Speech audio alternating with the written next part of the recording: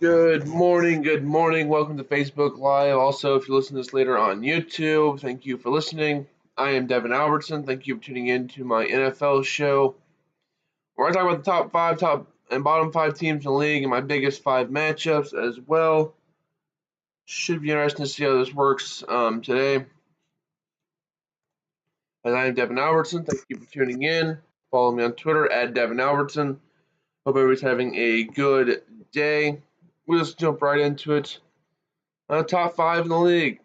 I had the Kansas City Chiefs remaining at number one. I know they lost to the Patriots. I meant to the Steelers, sorry, on Sunday. It looked ugly, but as bad as the Chiefs played, they still had a chance to win that game at the end. They got thoroughly outplayed for 3.5 quarters, and they still had a chance to win that game late. So I think the Chiefs are still a legit team. I think they're still a legit Super Bowl contender. Bad matchup versus the Steelers. Personally, I don't want to see the Steelers in the playoffs because the Chiefs match up really, really bad versus the Steelers. They can't stop Le'Veon Bell, and the Steelers defense matches up well with the KC offense. But if Phillip Gaines just makes a play, catches the ball, knocks it down, just didn't be incompetent, the Chiefs win that game. I think at the very end there, if the offensive line could block an 8-year-old James Harrison, the Chiefs win.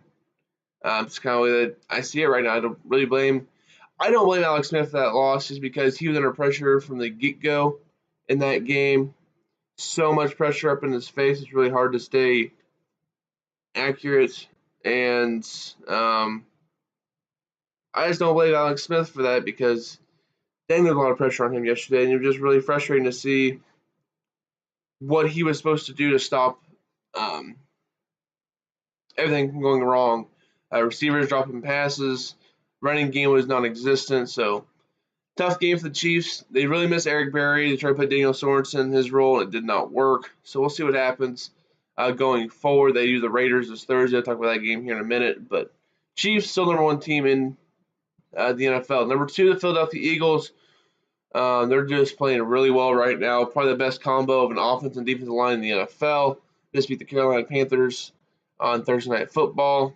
Their only loss is at Kansas City, so can't really blame them for that. So we'll look at the Eagles, number two. I think the clear-cut number one, number two teams in the NFL. Number three through like 12 is just so difficult here in the NFL. I got the Vikings at 3 at 4 and 2. Favorite to win the AFC North now with Rodgers out. I think their defense is really, really good. They might get Teddy Bridgewater back here in a couple weeks. That would really help. Case Keenum's decent, but Bridgewater's better, so we'll see what happens there with the Vikings. I have them number 3 right now. Number 4, the Patriots. I had no other reason to put them here besides Belichick and Brady. Their defense blows. It's absolutely awful. It's so bad.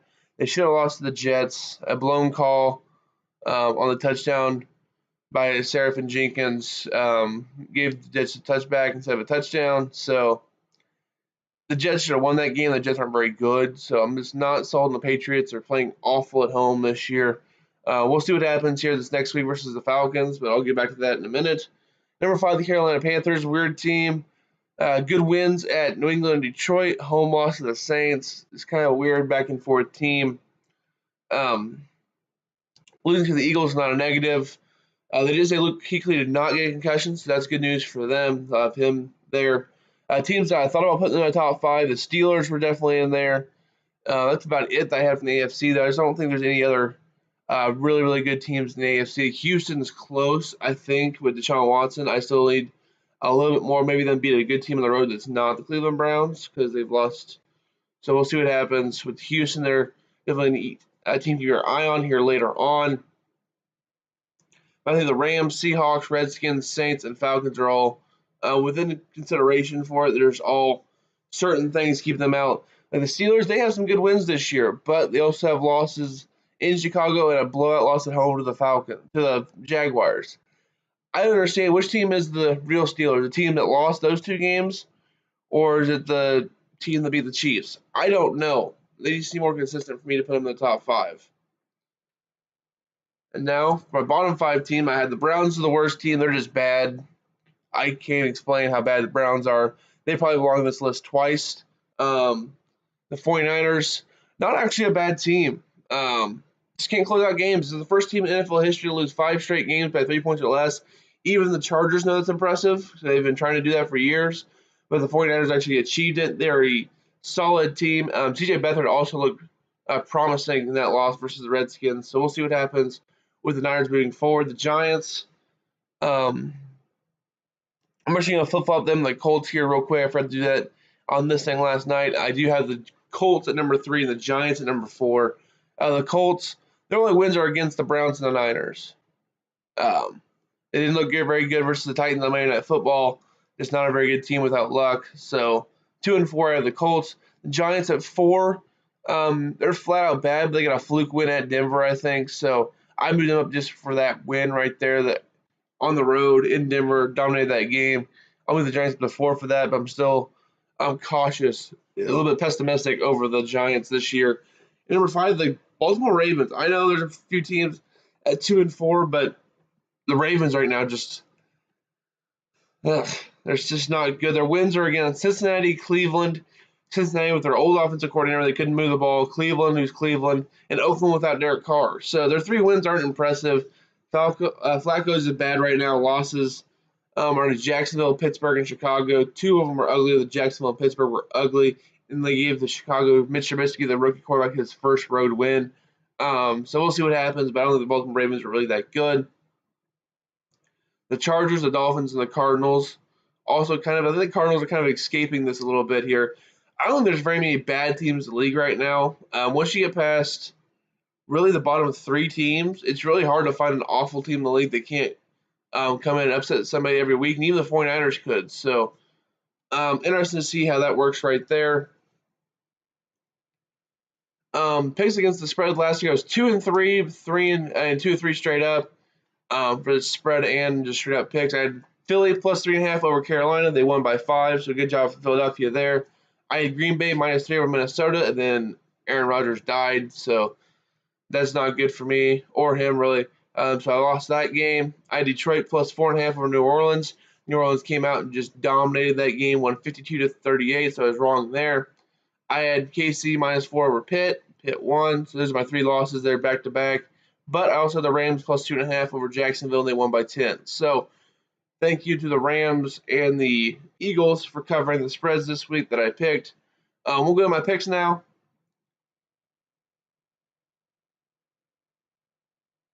Thank you, Trevor Mater, about reminding me the Steelers fans are going to belittle me for not putting them in my top 5. I just need to see more. I know they're a bad matchup for the Chiefs. The Chiefs really struggle versus the Steelers and what they bring to the table. And I just need to see more. And is it going to be a team that beat the Chiefs, or is it going to be a team that lost to Jacksonville and Chicago? I don't know. A team that should have lost to Cleveland week 1. I wasn't that impressed over Pittsburgh. I think it was more what Kansas City wasn't doing right than what Pittsburgh was doing right. So we'll see what happens going forward with that one. Yes, I'm getting to the Thursday night game right now. Chiefs at Raiders. Should be interesting. Thursday night football on CBS. The Chiefs are still one of the best offenses in the league, even after last Sunday's debacle at Arrowhead. The Raiders are really struggling right now, even with Derek Carr back. They just can't find their groove. They lost to the Chargers on Sunday. I mean, the both teams coming off big losses on a short week. Home advantage goes to the home team, but the Chiefs are comfortable with playing the Raiders on the road, can beat them there. I had the Chiefs. I think they match up well with the Raiders. They haven't lost the Raiders since 2015, I believe, when the Raiders were winless. They upset the Chiefs on Thursday Night Football. So we'll see what happens here. But I don't think Marshawn Lynch is really that good. So he won't be able to exploit the Chiefs' run defense like Le'Veon Bell did. And the Chiefs rebound, and they win this game by more than 3 points. So KC minus 3 in this one at Oakland. Should be interesting to see how that game goes forward. Next game, Baltimore at Minnesota. You guys also saw I had Baltimore on bottom 5. Minnesota my top 5, so I'm taking Minnesota minus 5.5 in this one. The Vikings, I think they have one of the best defenses in the league right now. The Ravens, I was on them from the start of the year. I am finally jumping off their bandwagon. Flacco has regressed, and the defense is underwhelming. Just up and down this year. I just can't get on the Ravens right now. Vikings minus 5.5 in this one. Definitely the favorite in the NFC North right now are the Minnesota Vikings and theirs. The next game I'm going to have here, the Arizona Cardinals at the St. Louis Rams. Sneaky good matchup. Carolina 3-3, and the Rams are 4-2. I just really wonder about the Cardinals' age on offense. Their big three stars right there, you have Adrian Peterson at 32, Larry Fitzgerald at 34, and Carson Palmer, their quarterback, at 37. It's a lot of age there for your three big position group guys who are all old for their position. So I do like AP going to Arizona. I think it's going to rejuvenate him a bit like it did last week, but I don't think it's enough versus the Rams. I think the Rams are going to win here. Rams minus 3.5 in this one. That hook scares me, so if it drops anything below 3, I'm definitely taking the Rams, but if it doesn't, if it goes up to that 4.5, 5 range, I might hit the Cardinals later in the week. But right now, 3.5. I'll take the Rams to cover and win this game. Over the years, and the Cardinals, I don't think the Cardinals are really that good. I think they had a good matchup versus Tampa Bay last week. And last week, the NFL was just weird, just straight up funky.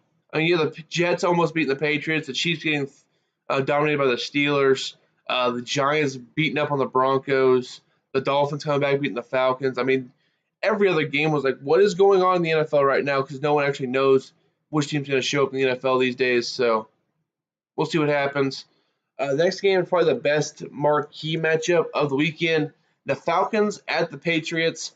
I'm thinking the Falcons plus 3.5 in this one, and to beat the Patriots on the road straight up. The Falcons are coming off back-to-back home losses to the Bills and Dolphins. That scares me a little bit after a 3-0 start against the Chicago Bears, Green Bay Packers, and Detroit Lions. The Patriots have been underwhelming at best at Gillette this year. Their home team 1-2, losses to KC and Carolina, and should have lost to Houston in week 3. Probably should have lost last week to the Jets. This defense is not good. They probably should have lost Thursday Night Football to the Tampa Bay too. If Jameis Winston can complete a pass and be a little more accurate.